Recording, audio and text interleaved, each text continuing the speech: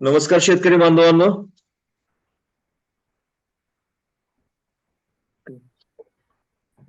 कृषी विज्ञान केंद्र बारामती आणि महाधन ॲग्रीटेक लिमिटेड पुणे यांच्या संयुक्त विद्यमानं आयोजित फेसबुक लाईव्ह या कार्यक्रमामध्ये आपल्या सगळ्यांचं स्वागत आहे. आपला आजचा जो विषय आहे तो आहे ऊस उत्पादकांसाठी एकरी 100 टन पर एकर ऊस उत्पादनाचा रोड मॅप. तर हा आज आपला विषय आहे आणि यासाठी आपल्याला मार्गदर्शक म्हणून लाभलेले आहेत श्रीयुत गहिनीनाथ ढवळे, राष्ट्रीय प्रशिक्षण प्रमुख महाधन ॲग्रीटेक प्रायव्हेट लिमिटेड. सर गेली 17 वर्ष या महाधन मध्ये काम करत असून ऊस उत्पादनावरती त्यांनी भरपूर काम केलेलं आहे. त्यामुळे आज एकरी 100 टन ऊस उत्पन्नासाठी काय केलं पाहिजे, त्याचा रोड मॅप कसा असेल, त्याचं योग्य नियोजन कशा पद्धतीने करायचं, कुठल्या जातींची निवड करायची, कुठल्या हंगामामध्ये लागवड करायची, कीड रोग व्यवस्थापन कशा पद्धतीनं मॅनेज करायचं आणि सगळ्यात महत्वाचं म्हणजे संतुलित खत व्यवस्थापन क्रॉपटेकद्वारे या सगळ्यांचा उपयोग कशा पद्धतीने आपण करायचा या संदर्भामध्ये आपल्याला ते माहिती देणार आहेत. तर नमस्कार सर. नमस्ते. तर आज जे काही आपले शेतकरी बांधव आहेत त्यांच्यासाठी आपण 100 एकरी टन ऊस उत्पादनाचा रोड मॅप या विषयाबद्दल आपण माहिती द्यावी ही विनंती. नमस्कार. हा, धन्यवाद सर. धन्यवाद. यस, महाराष्ट्र राज्यातील सर्व ऊस उत्पादक शेतकरी बांधवांचं आज खास करून महाधन ॲग्रीटेक लिमिटेड आणि बारामती कृषी विज्ञान केंद्र बारामती यांच्या संयुक्त विद्यमानं हा जो खास करून एकरी 100 मेट्रिक टन ऊस उत्पादनाचा रोड मॅप आपण 100 मेट्रिक टनाकडे एकरी कसं पोहोचलं पाहिजे या विषयावरती आपण बोलणार आहोत. त्यासाठी महाराष्ट्र राज्यामधील उपस्थित सर्व शेतकरी बांधवांचं या कार्यक्रमामध्ये हार्दिक असं स्वागत. शेतकरी बंधूंनो, विषयाला सुरुवात करण्यापूर्वी महाधन कंपनीबद्दल 1-2 मिनिटं बोलू इच्छितो.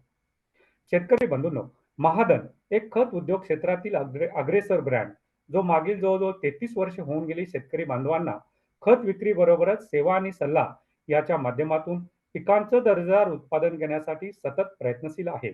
आणि याचाच एक महत्वाचा भाग म्हणून आज आपण या खास विषयामध्ये एकरी 100 मेट्रिक टन ऊस उत्पादनाचा रोडमॅप या विषयावरती बोलणार आहोत, जेणेकरून आपल्या महाराष्ट्र राज्यातील सर्व शेतकऱ्यांना याचा फायदा होईल आणि निश्चितच आपल्याला जे टार्गेट आपलं लक्ष्य आहे 100 मेट्रिक टन कसं उत्पादन घेतलं पाहिजे एकरी ऊसाचं, यावरती आपल्याला याचा फायदा होईल. पुन्हा एकदा सर्व शेतकरी बांधवांचं हार्दिक असं स्वागत. शेतकरी बंधूंनो, हे पहा, मग काय केलं पाहिजे आपण यासाठी.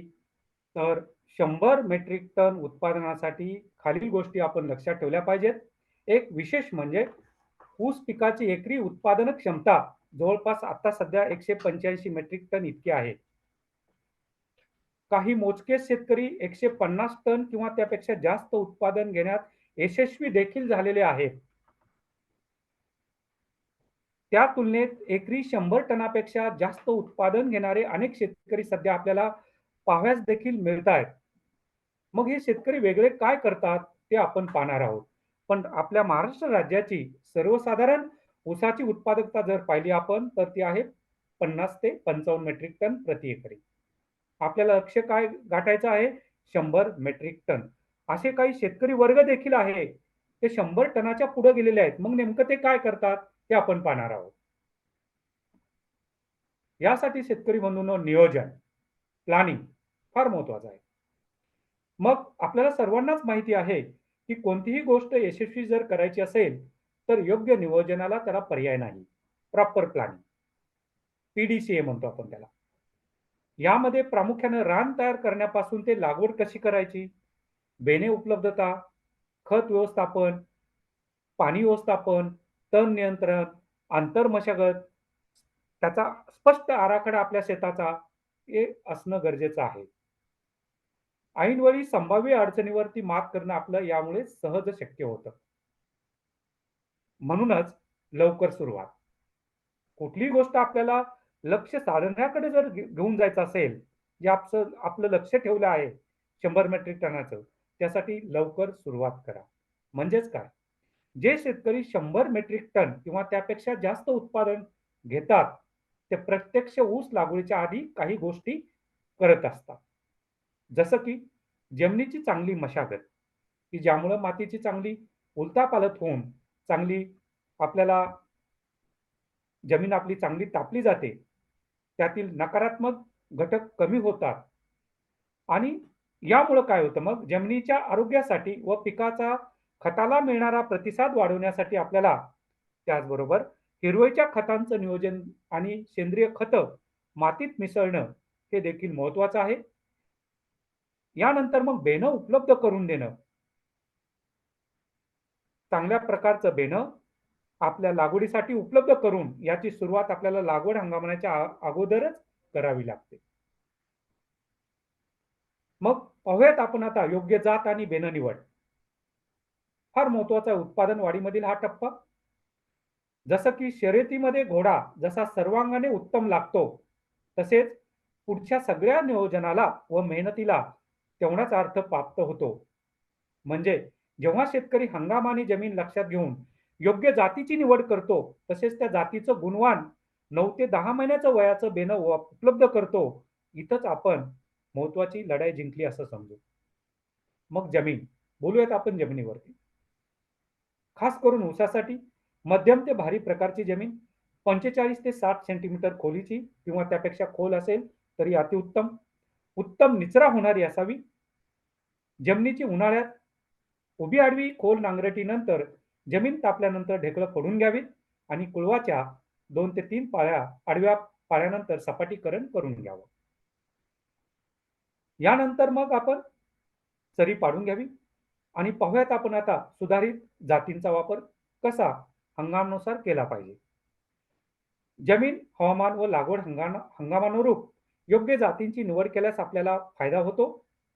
त्यासाठी लगतच्या कारखान्याच्या ऊस विकास विभागाची शिफारस लक्षात घ्यावी. किंबहुना आपल्या कृषी विद्यापीठ आपल्या पश्चिम महाराष्ट्रामधील जे आहे किंवा कृषी विज्ञान केंद्र बारामतीनं शिफारस केलेल्या ज्या हंगामानुसार ज्या जाती आहेत त्यांचाच लागवड करावी. उदाहरणार्थ आडसालीसाठी फुले 265, को 86 032, को व्हीएसआय 9805 आणि व्हीएसआय 8005 ही आडसालीसाठी या जातींची निवड करावी. पूर्व हंगामी ऊसाचा जर विचार केला तर फुले 265, को 86 032, को व्हीएसआय 3102 आणि 8005 को व्हीएसआय, एमएस 10001, व्हीएसआय 9805. पण फुले सुरू ऊसाची जर लागवड आता आपला सुरू आणि खोडवा चालू आहे हंगाम, तर या बाबतीचा जर विचार केला आपण सुरूचा तर फुले 265, को 86 032, एमएस 10001 आणि व्हीएसआय 8005 या सुरू हंगामासाठी अतिशय उपयुक्त जाती आहेत. तर किंबहुना या हंगामासाठी त्या शिफारस केल्या गेलेल्या आहेत. याचाच वापर करावा. खोडव्यासाठी को 86 032, फुले 265 आणि 94 012 या जातींचा खोडवा आपण ठेवला पाहिजे. या जातींची लागवड आपण करून त्यापासून तो खोडवा घेतला पाहिजे. बेणे निवड. जसं आपण म्हणतो ना, फळे रसाळ गोमटी, त्यापासून आपलं जर फळ जर चांगलं असेल तर त्यापासून उत्पादन आपल्याला चांगलं येतं. म्हणूनच बेण्याची योग्य निवड फार योग्य आहे. या उत्पादन वाढीतील एक महत्त्वाचा टप्पा आहे.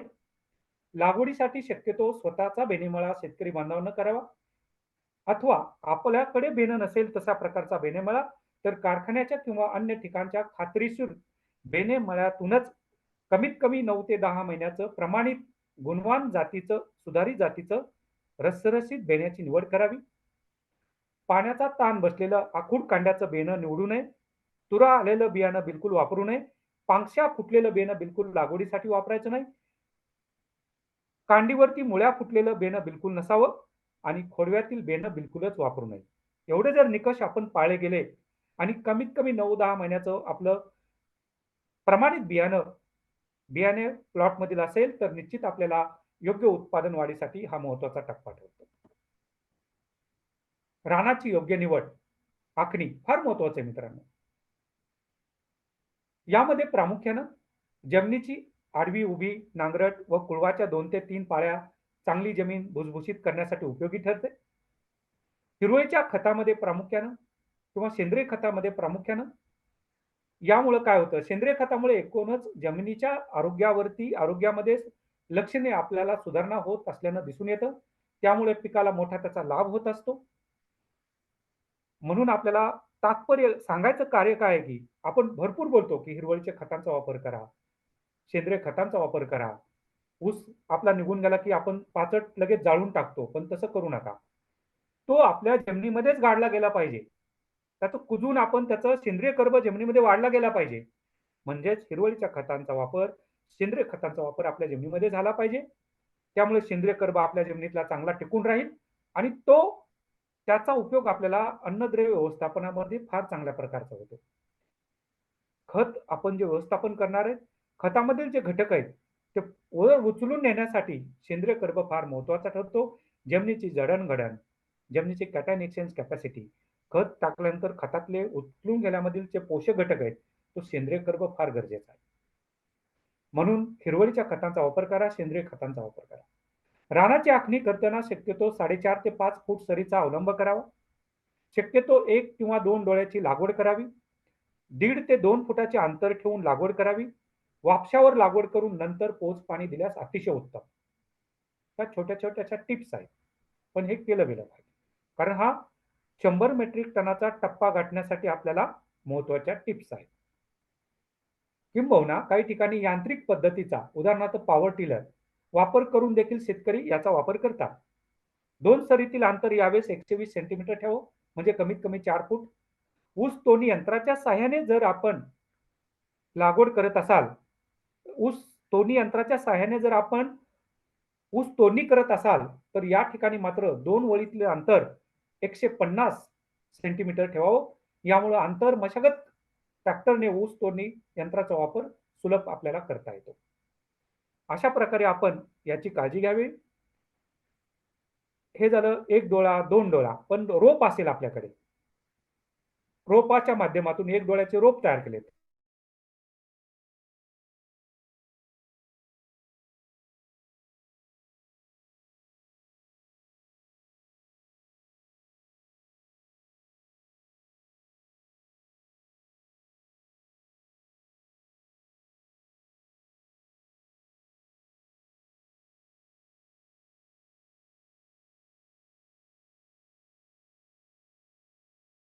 दोन फूट ठेवलं तर 5,445 रोपं ठेवलं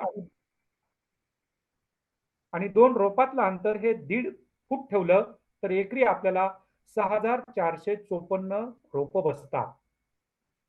तसंच आपण 5 फूट 2 सरीतलं अंतर ठेवलं आणि 2 रोपातलं अंतर हे 1.5 फूट ठेवलं तर एकराला आपल्याला 5,808 एवढी रोपं परफेक्ट बसतात आणि 5 बाय 2 फुटावरती लागवड केली तर 4,356 रोपं बसतात. तीच जर लागवड आपण 6 बाय 1.5 मीटरवरती केली तर 4,840 रोपं बसतात आणि 6 बाय 2 वरती केली तर 3,630 रोपं एकरी बसतात आपल्याला.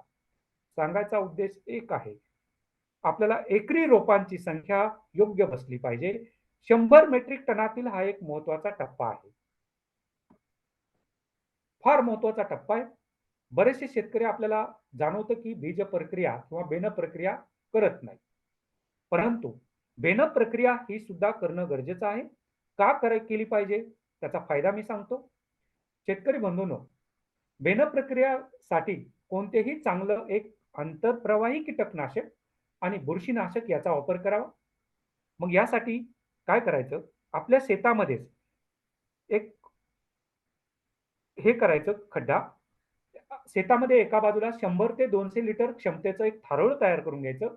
त्यामध्ये पान कागद टाकून घ्यायचा आणि त्यामध्येच मग बेन प्रक्रिया आपल्या करायला हा थारोळ उपयोगी पडतं. किती क्षमतेचं? 100 ते 200 लिटर क्षमतेचं एकरसाठी. या प्रक्रियेनंतर बेण्यास पी-एस-बी आणि ॲसिटोबॅक्टर या जीवाणू खतांचा योग्य मिश्रणाची प्रक्रिया करून घ्यावी. पहिल्यांदा रासायनिक खताची आपण बोललो. रासायनिक बुरशीनाशकाची आणि कीटकनाशकाची ही झाल्यानंतर मग आपल्याला जैविक संवर्धनाची पी-एस-बी आणि ॲसिटोबॅक्टर या जीवाणू संवर्धनाची प्रक्रिया करून घ्यावी. यामुळे काय होतो फायदा आपल्याला? उगवण्याची क्षमता आपली फार चांगली होते, जर्मिनेशन फार चांगलं होतं. मूळकूज, कांडीकुज, चाबुककाणी, खवले कीड, कांडी कीड यापासून आपल्याला आपली रोपं याच्यापासून प्रतिबंध होण्यास मदत होते. बेन प्रक्रियामध्ये रासायनिक करत असताना 100 ग्रॅम 22 300 मिली मॅलॅथॉन 100 लिटर पाण्यामध्ये टाकून बेन टिपरी 10 मिनिटं बुडवावी. त्याच्यानंतर मग जीवाणूची प्रक्रिया करून घ्यावी. यामध्ये आता सांगितल्याप्रमाणे ॲसिडोबॅक्टर आणि पी-एस-बी प्रत्येकी 1.25 किलो प्रति 100 लिटर पाण्यात मिसळून केलेल्या द्रावणात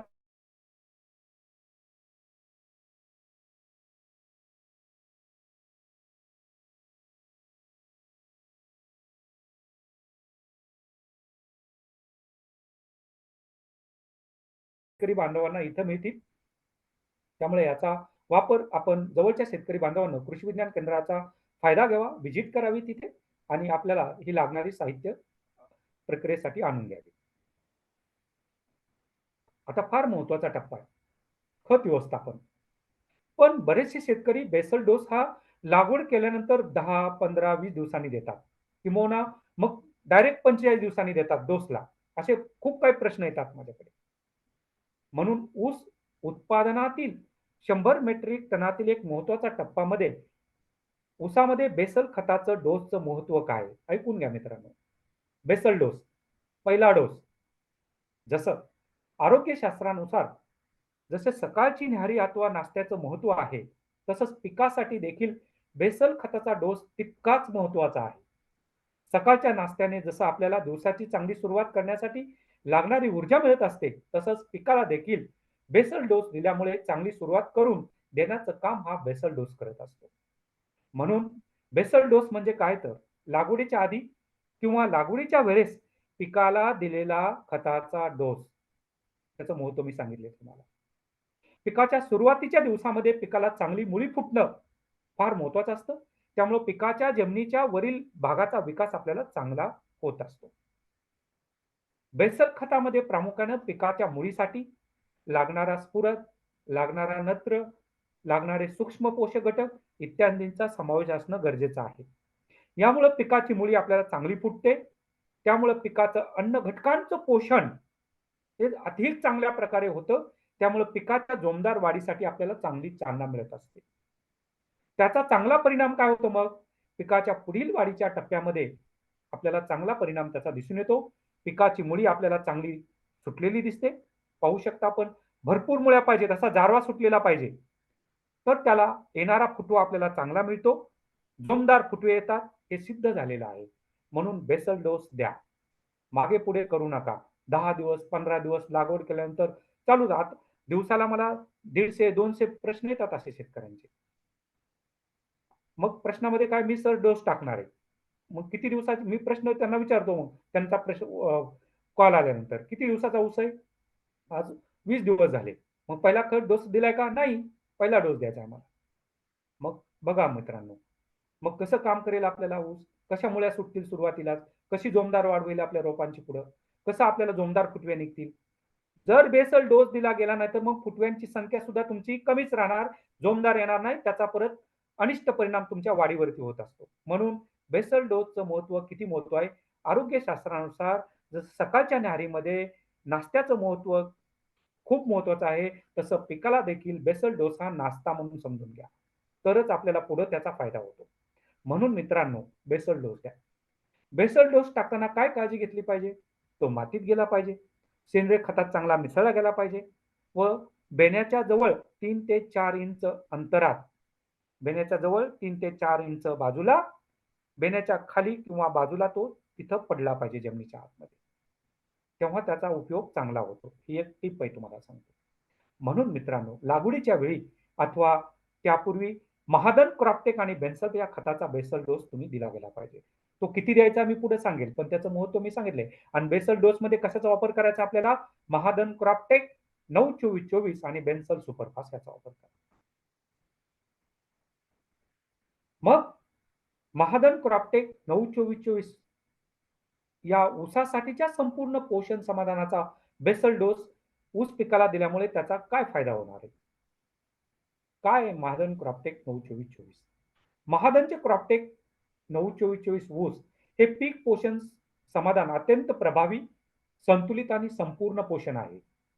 काय आहे? अत्यंत प्रभावी, संतुलित आणि संपूर्ण पोषण आहे. भारतात अशा प्रकारची टेक्नॉलॉजीनं युक्त असलेलं हे एकमेव असं उत्पादन आहे.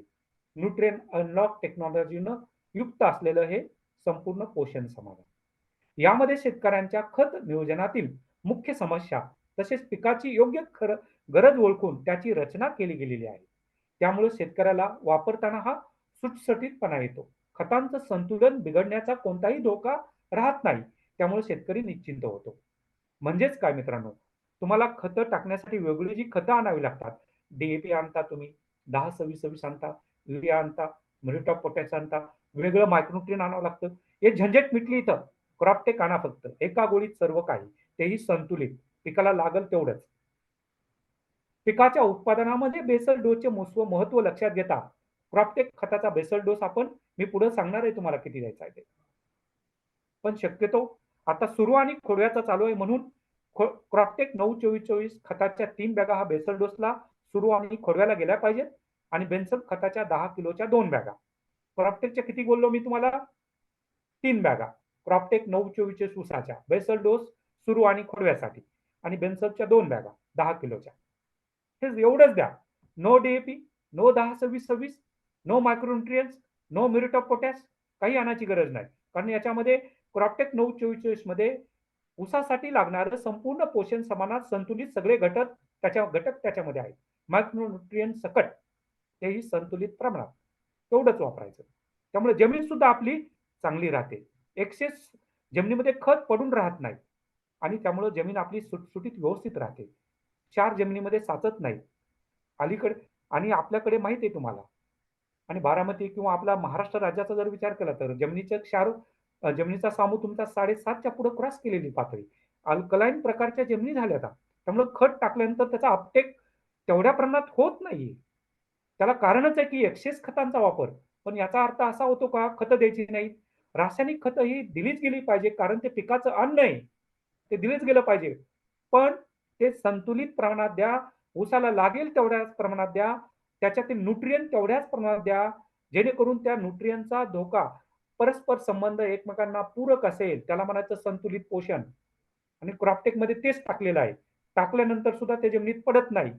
पाणी दिले तरी वाहून जात नाही. उन्हात पडले तरी ऱ्हास होत नाही. एका गोळीमध्ये ऊस पिकासाठी लागणारे सगळे घटक नत्र, स्फुरद, पालाश, दुय्यम घटक मॅग्नेशियम, सल्फर, सूक्ष्म घटक सगळे बोरॉन, झिंक, फेरस संपूर्ण घटक एकाच गोळीमध्ये संतुलित प्रमाणात लक्षणीयरित्या ऊस पिकाला लागेल तेवढ्याच प्रमाणात.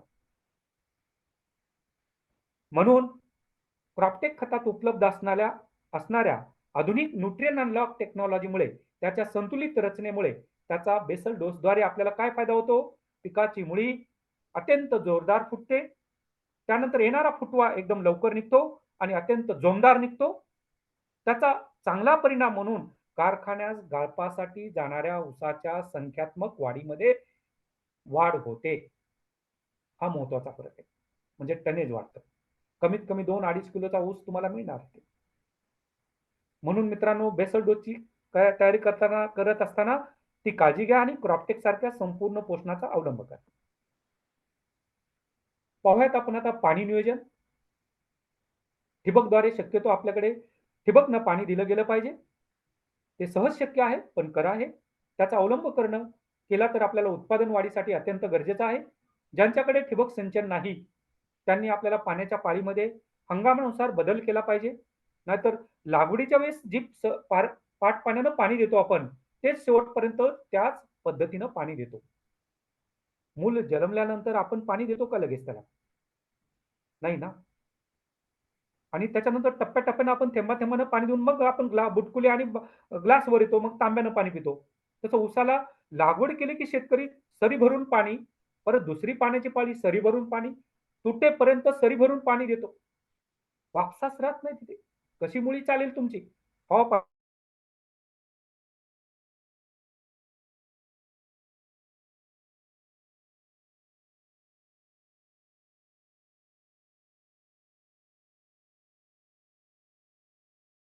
पाळ्या द्याव्या. लागवडीपासून मोठी बांधणीपर्यंत सर्वसाधारणपणे पाण्याच्या पाळ्या 8 सेंटीमीटर खोलीच्या द्याव्यात. त्यानंतर 10 सेंटीमीटर खोलीच्या पाण्या द्याव्या. मग उन्हाळ्यात 8 ते 10 दिवसांनी पाण्याची पाळी द्यावी. पावसाळ्यात हीच पाण्याची पाळी 14 ते 15 दिवसाच्या अंतरानं द्यावी आणि हिवाळ्यामध्ये 18 ते 20 दिवसानं द्यावी. यापेक्षा अधिक पाण्याचा वापर करू नये. अधिक उत्पादन व जमिनीच्या सुपीकतेसाठी सूक्ष्म जलसिंचन पद्धतीचा अवलंब करावा. यासाठी पट्टा पद्धत किंवा रुंद सरी पद्धतीचा अवलंब मी सांगितलं तुम्हाला त्याप्रमाणे करून घेतला पाहिजे. आणि म्हणूनच आपल्याला चित्रफितीमध्ये जर इथं दिसत आहे फुटवे, जोमदार फुटवे, त्याचं कांडी, कांडीची जाडी, कांडीची लांबी, हा याच्यावरती त्याचा परिणाम होत असतो. कारण आपण जे पोषण करणार आहे, खत पोषण व्यवस्थापन तेही सुद्धा संतुलित करणार आहे क्रॉपटेकच्या माध्यमातून. तर असा परिणाम दिसतो आपल्याला. म्हणून मित्रांनो, माती परीक्षणावर आधारित एकात्मिक आणि संतुलन पोषण व्यवस्थापन करा. पिकाच्या वाढीच्या टप्प्यानुसार संतुलित आणि संपूर्ण पोषण केल्यास आपल्याला 100 मेट्रिक टन मिळवणे सहज शक्य आहे. यासाठी महाधन क्रॉपटेक खताच्या पूर्ण डोसचा वापर करावा. माती परीक्षणानुसार या योग्य तो बदल आपल्याला केल्यास अतिशय उत्तम त्याचा सुलभ फायदा होतो. आंतरमशागत, बांधणी. आंतरमशागतीमुळे आपल्याला तण नियंत्रण अतिशय सोपं होतं, चांगलं होतं. तसेच जमिनीत हवा फार चांगल्या प्रकारची खेळती राहते. मुळांचं कार्य एकदम चांगल्या प्रकारे चालू राहतं. म्हणून बाळ बांधणी व मोठ्या बांधणीमुळे पिकाला जे आपण 2 बांधण्या करतो त्यामुळे काय होतं, भक्कम मातीचा आधार लागतो, पिकाला आधार भेटतो, ऊस लोळण्याचं प्रमाण देखील कमी होतं. या व्यतिरिक्त तणनाशक वापरून तणांचा बंदोबस्त करणं देखील परिस्थितीनुरूप आपल्याला गरजेचं आहे. म्हणून बाळबांधणी ह्याचा जर विचार केला आपण तर लागणीनंतर 2 ते 3 महिन्यांनी बाळबांधणी करून घ्यावी. लागवडीनंतर 4.5 ते 5 महिन्यांनी पहारीच्या अवजारानं वरंबे फोडून नंतर सायन कुळवून चालून आंतरमशागत करून घ्यावी. आणि मोठी बांधणी खताची मात्रा देऊन रिझरच्या साह्यानं लागवडीनंतर 4 महिन्यानं ही मोठी बांधणी करावी. सिंचनासाठी सऱ्या वरंबे तयार करून घ्यावे. तण नियंत्रण, तण काही धन, बरोबर आहे. एवढा मोठा खर्च करतो आपण, मग तणानंच खाऊन घेतलं तर काय होईल? सगळं आपलं उत्पादनावरती त्याचा फटका बसणार आहे. म्हणून तण काही धन या म्हणीप्रमाणे आपण तण नियंत्रण वेळीच करणं गरजेचं आहे. यासाठी प्रामुख्यानं लागवडीनंतर 3 ते 4 दिवसांनी जमीन वापशावर असताना हेक्टरी 5 किलो अट्राझिन किंवा मेट्रिब्युजिन 1.25 किलो आपल्याला 1000 लिटर पाण्यात मिसळून जमिनीवरती याची फवारणी करून घ्यायची. आंतरपीक असल्यास शिफारसीप्रमाणे तणनाशके फवारावी. ऊस लागवडीनंतर हरळी किंवा लव्हाळा या तणांचा प्रादुर्भाव आढळल्यास 10 लिटर पाण्यामध्ये 80 मिली ग्लायफोसेट व या तणनाशकाची जमिनीलगत फवारणी करून घ्यायची आहे. ऊसावर तणनाशके पडू नये यासाठी प्लास्टिक हुडचा वापर करून घ्यायचा आहे, पर्टिक्युलरली ग्लायफोसेट यासारख्या. उगवणीनंतर 60 ते 70 दिवसांनी 2,4-D हे 1.25 किलो प्रति 500 लिटर पाण्यात मिसळून तणावरती याची फवारणी करून घ्यायची. तसेच आवश्यकतेनुसार कृषीराज सारख्या अवजारं किंवा खुरपणीद्वारे आपण तण नियंत्रण करून घ्यावं. हा एक महत्वाचा टप्पा आहे. एकरी गाळपायोग्य ऊसांची संख्या वाढवण्यामध्ये. गाळपायोग्य ऊस आपला वाढला गेला पाहिजे. फुटवे तर भरपूर येतात हो, पण त्या फुटव्यांचं रूपांतर गाळपायोग्य ऊसामध्ये होणं गरजेचं आहे. यासाठी काय केलं पाहिजे आपण? सुरुवातीपासूनच फुटव्यांचं संख्यात्मक व जोम व्यवस्थापन करून एकरी फुटव्यांची संख्या नियंत्रणात ठेवून एकरी गाळपायोग्य ऊसाची संख्या आपल्याला वाढवता येते.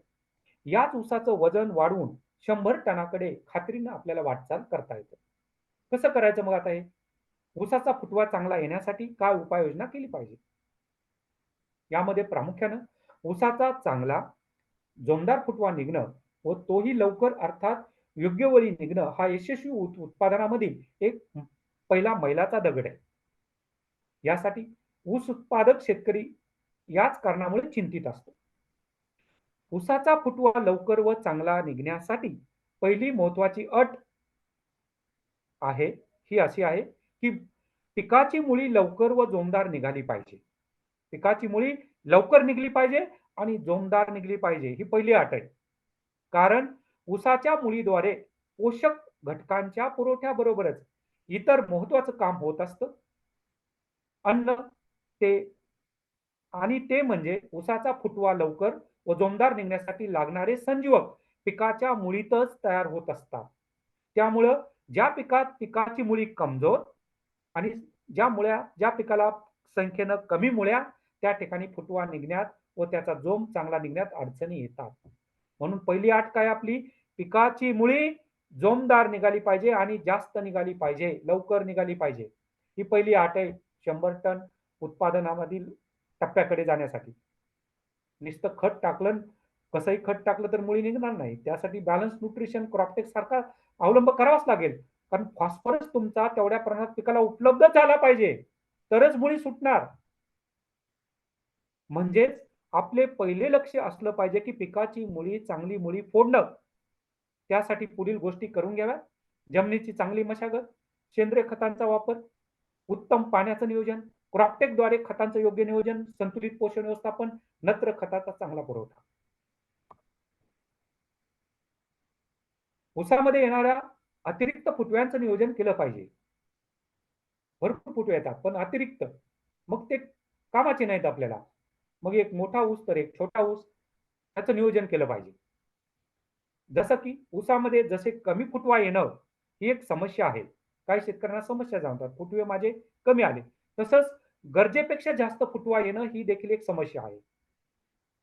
म्हणून ऊसाला जसं जसं-जसं पोषण, पाणी आणि सूर्यप्रकाश मिळेल, तसं ऊस पीक फुटवा करत राहतं.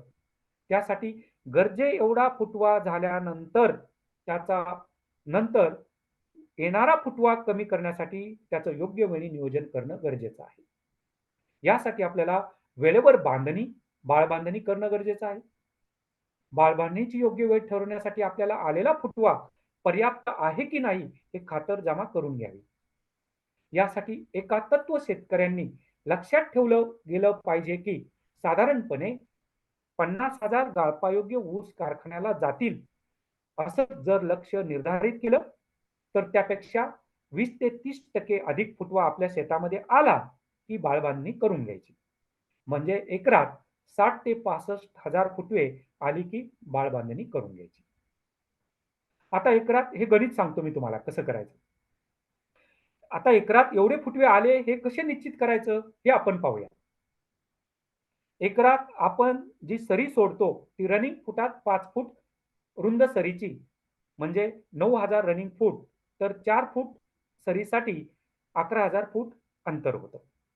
आता आपण जर 100 रनिंग फुटात आलेले फुटवे मोजले, तर आपल्याला एकरात किती फुटवे आले हे काढता येईल. म्हणजे या पद्धतीनं 5 फूट रुंद सरी, 700 ते 800 फुटवे आले. 5 फूट रुंद सरीमध्ये 700 ते 800 फुटवे आले, की बाळबांधणी करून घ्यायची. त्याचप्रमाणे 4 फूट सरीला 600 ते 700 फुटवे आले, की बाळबांधणी करून घ्यायची. अशा पद्धतीने हे नियोजन करा. आता रोगाकडे येऊत आपण. पोक्का बोनी. यासाठी नियंत्रण कसं केलं पाहिजे? योग्य बेण्याची निवड. ज्याच्यामध्ये रोग किडीनं मुक्त असलेलं बेण्याची लागवड. रोगांचा प्रादुर्भाव जर झाला पक्काबोईंचा, तर 1 ग्राम कार्बनडाझिम 3 लिटर पाणी हे प्रमाण घेऊन 12 दिवसाच्या अंतराने 3 फवारण्या करून घ्याव्या. लाल कूच. बघा ऊस मॅच्युअर झाल्यानंतर आतमध्ये आपल्याला लाल कूच दिसते. उत्पादनात घट येते. यासाठी देखील बेणं निवड ज्या पद्धतीने सांगितले त्याप्रमाणे करून घ्या किंवा हा रोग दिसून आल्यानंतर बेणं प्रक्रिया किंवा बेणं 0.1% 22 टीनच्या द्रावणामध्ये म्हणजे बेणं लागवडीच्या अगोदर जी प्रक्रिया सांगितली मी तुम्हाला सांगितली 22 टीनची ती करून घ्यायची आपल्याला. तांबेरा रोगप्रतिकारक जातीची लागवड करायची आहे. रोगग्रस्त पानं काढून ती जाळून नष्ट करावी. तांबेरा बघा पानाच्या खालच्या बाजूला पूर्ण असं तुम्हाला वरच्या बाजूला खालच्या बाजूला असं तांबूट कलरचे असे ठिपके दिसतात.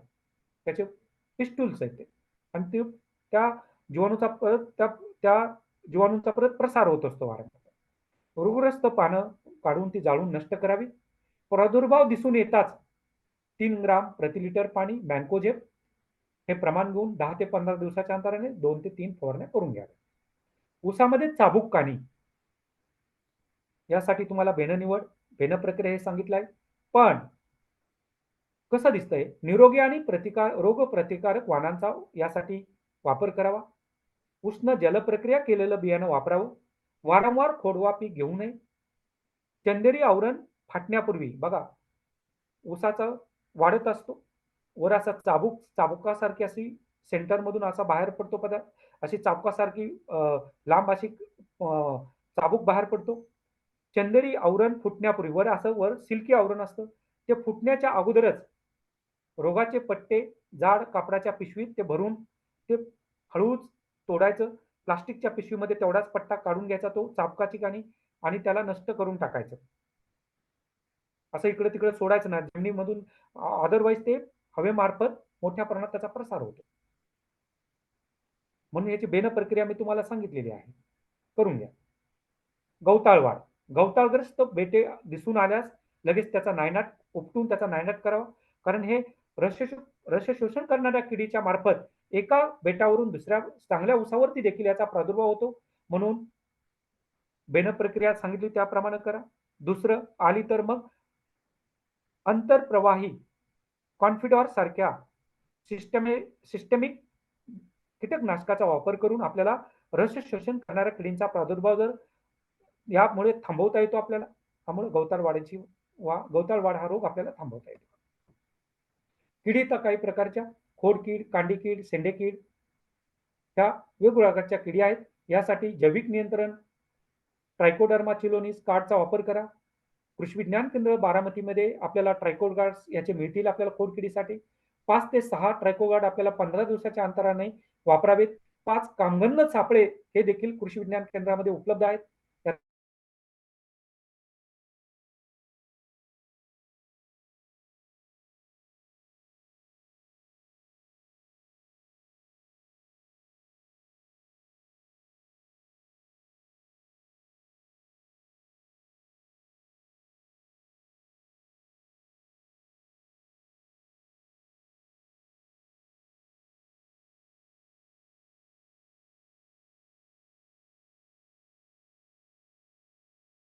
प्रति हेक्टर 15 दिवसाच्या अंतराने ऑगस्ट ते ऑक्टोबर महिन्यामध्ये याचा वापर करा.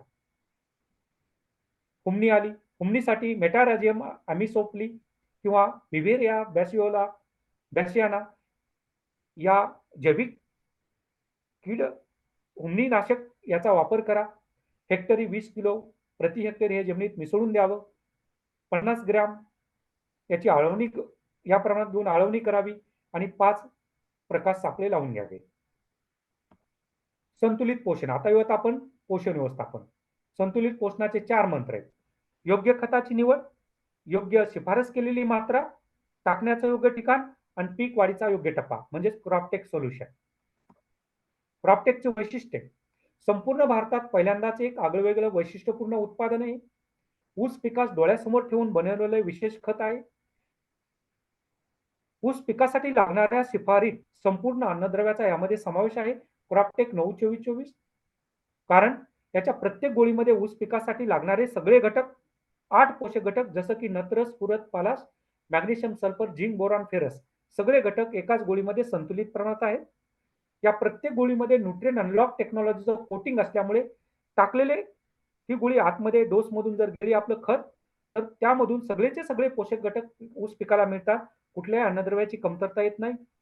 इतरत्र दुसरी मायक्रोन्यूट्रिएंट आणण्याची गरज नाही. मिक्सिंग करायची गरज नाही. एका गोळीमध्ये सगळं काही त्यामुळे वापरण्यास आणि हाताळण्यास अतिशय सुलभ.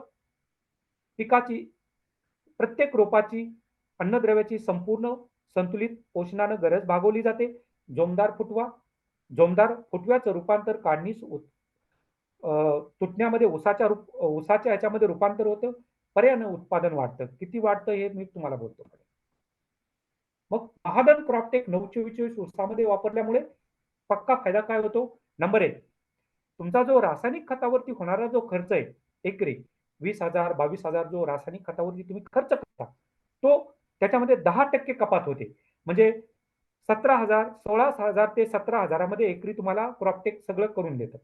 पण शेतकरी किती खर्च करतो? 20,000 22,000 म्हणजे 10% रासायनिक खतामध्ये बचत एकरी. गाळपायोग्य ऊसामध्ये 5% वृद्धी होते. मगाशी बोललो ना आलेल्या फुटव्याचं रूपांतर कारखान्यात तोडणीयोग्य ऊसामध्ये झालं पाहिजे. त्याचं रूपांतर होतं. पेराच्या संख्येमध्ये 5% वाढ होते. कांड्याची जाडी 3% वाढतं. पेराची लांबी वाढते, जाडी वाढते. याचा एकंदरीत परिणाम म्हणून कमीत कमी ऊसाचं उत्पादन आपल्याला एकरी 12% वाढतं. अवरेज आता ऊसाचं उत्पादन किती आहे? 50 मेट्रिक टन किंवा 60 मेट्रिक टन. 60 वरती 12%ची वाढ पकडा. 12 सकून 72. 7.5 मेट्रिक टनानं तुमचा ऊस वाढणार. 7 मेट्रिक टन प्रति एकरी. कारण संतुलित पोषण एका गोळीमध्ये सर्व काही. त्याच्या चाचण्या वेगवेगळे कृषी विद्यापीठ, ICAR इन्स्टिट्यूट, KVKs शेतकऱ्यांच्या शेतावरती ऑलरेडी झालेल्या आहेत आणि शेतकऱ्यांना हे उपलब्ध करून दिलेले आहे आपण महाधन. त्यामुळे शेतकरी फार चांगल्या प्रकारचं उत्पादन घ्यायला लागले. तर संतुलित पोषण आपल्याला पिकायचं 100% 100 टन उत्पादन वाटचालीमध्ये महाधन क्रॉपटेक या संतुलित पोषणाचा अवलंब करा. हा नक्कीच फायदा मिळणार तुम्हाला. एका गोळीत सर्व काही. कुठल्याही अन्नद्रव्याची कमता, सगळ्या अन्नद्रव्याचं कार्य त्या ऊस पिकामध्ये होणार. आता डोस पाहूयात आपण आता सुरू आणि खोडवा चालू. मी अडसालीवरती आता बोलणार नाही. आपला सुरू आणि खोडवा या ऊसाच्या आता सुरू काही लोक चालू आहेत लागवडी किंवा किंबहुना केले आहेत किंवा काही अजून करत आहेत. तर खोडवे जराच आपले कारखाने तुटून खोडव्याचे डोस चालू आहेत. तर त्यासाठी ऐकून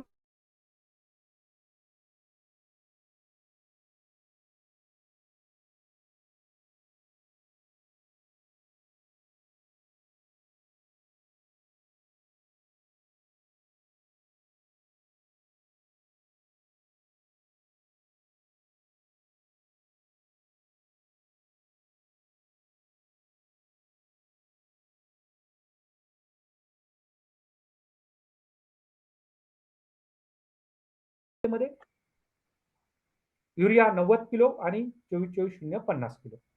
आणि शेवटची बांधणी आपण ज्यावेळेस बांधणी करतो खोडव्याची 90 ते 120 दिवसांनी, यावेळेस पुन्हा क्रॉपटेक 9-24-24 3 बॅगा म्हणजे 120 किलो आणि 90 किलो युरिया आणि 10 किलो बेन्सल सुपरफॉस्फेट.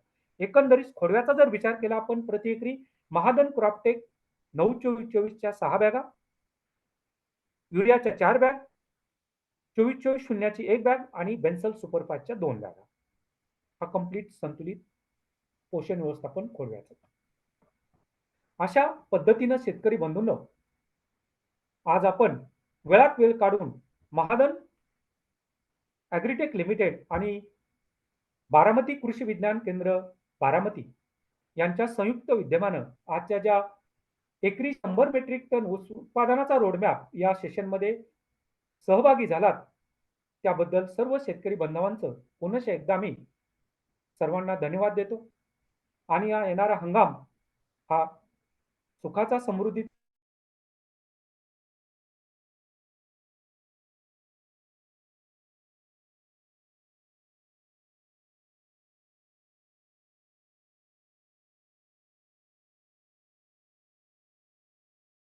फेसबुक पेज देखील आहे, त्याला व्हिजिट करा. महाधनचं ॲप आहे, इथं देखील व्हिजिट करा. वेबसाईट देखील आहे महाधनची www.mahadan.co.in, इथं व्हिजिट करा. महाधनचं YouTube चॅनल देखील आहे, इथं देखील आपण त्याला सबस्क्राईब करू शकता. खूप काही तुम्हाला सर्व पिकांची माहिती, प्रॉडक्टविषयी, पिकाविषयी, जमिनीविषयी, शेतकऱ्यांचे अनुभव, सक्सेस स्टोरीज हे सर्व आपल्याला तिथं पाहायला मिळेल. तर धन्यवाद शेतकरी बंधूंनो, धन्यवाद. आपण वेळात वेळ काढून इथे आलात त्याबद्दल सर्व शेतकरी बांधवांचं खूप खूप धन्यवाद आणि सर्वांना शुभेच्छा. धन्यवाद सर. आपण दिलेल्या बहुमोल मार्गदर्शनाचं शेतकरी नक्कीच त्या ठिकाणी योग्य प्रकारे नियोजन करून अंमलात आणण्याचा प्रयत्न करतील. शेतकरी बांधवांनो, या संदर्भात जर अधिक आपल्याला माहिती हवी असेल तर आपण कृषी विज्ञान केंद्र बारामती या ठिकाणी संपर्क साधावा किंवा महाधन ॲग्रीटेक लिमिटेड या ठिकाणी जरी संपर्क साधला तरी चालू शकेल. तर आज आपला विषय होता एकरी 100 टन उत्पादन. सर एक शेअरिंग स्टॉप करता का सर आपलं? हा करतो मी, 1 मिनिट. तर आज आपला शेतकरी बांधवांना विषय होता की एकरी 100 टन एकरी उत्पादन कशा पद्धतीने करता येईल आणि त्या संदर्भामध्ये मार्गदर्शन आपल्याला ढवळे साहेबांनी केलेलं आहे. तर निश्चितपणे आपण त्याचा उपयोग करून घ्यावा. काही जर अडचण असेल तर आपण कृषी विज्ञान केंद्राशी संपर्क साधू शकता. आमच्या इथे जे काही तज्ञ मंडळी आहेत ते निश्चितपणे आपल्याला मार्गदर्शन या संदर्भात करतील. तसंच आपण Mahadhan agritech private limited agritech limited यांचे देखील सायंटिस्ट, यांचे देखील तज्ञ एक्सपर्ट लोक आपल्या बरोबर आहेत, ते देखील आपल्याला या संदर्भामध्ये मार्गदर्शन करतील. तर पुन्हा एकदा मी ढवळे सरांचं या ठिकाणी आभार व्यक्त करतो की आपण आपला वेळ दिलात आणि या ठिकाणी आपल्या शेतकरी बांधवांसाठी हा एक मोठा विषय आपण या ठिकाणी घेऊन आलात आणि शेतकऱ्यांना आपण मार्गदर्शन केलं. तर परत एकदा मी या ठिकाणी आभार व्यक्त करतो आणि आपला कार्यक्रम संपला आता जाहीर करतो. धन्यवाद. धन्यवाद सर. धन्यवाद शेतकरी बंधूंना. धन्यवाद. Thank you.